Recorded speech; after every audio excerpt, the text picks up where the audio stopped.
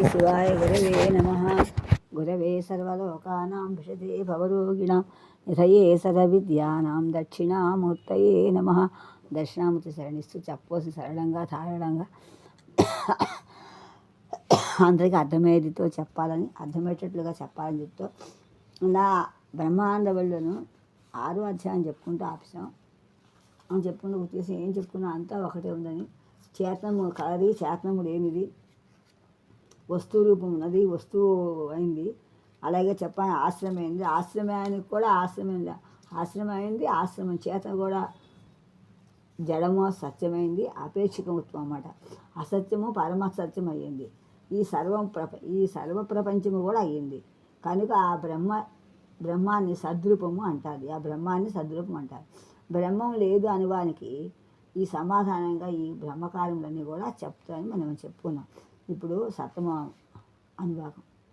అసద్వా ఇదమగ్ర ఆసీత్ తతో వైసత్ అజాయత ఉదాత్మానం స్వయమకురుత తస్మాత్ తత్సుకృత ముచ్యత ఇది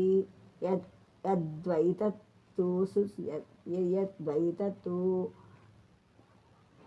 సుకృతం రసో వై సరసం హేయవం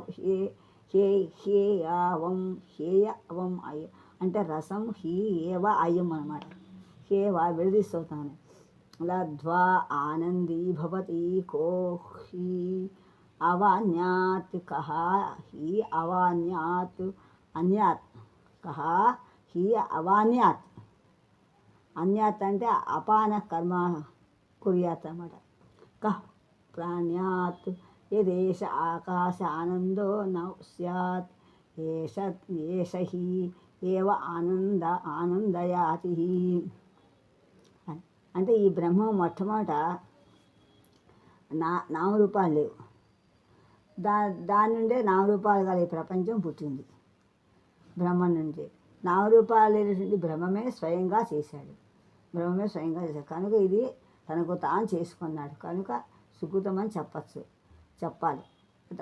అతడు రసోవై సహా అని, ఆ రసోవై సహా అని చాలా అతడు ఆనంద స్వరూపుడు అన్నమాట.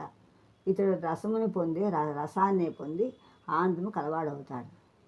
ఇతడు ఆకాశ రూపము హృదయముకు ఆనంద స్వరూపుడై ఉండకుండా ఇంకెవడు అపాన కర్మను ప్రాణకర్మ చేయును అతడే ఆనందపెట్టును. యదా హి ఏష ఏతస్మిన్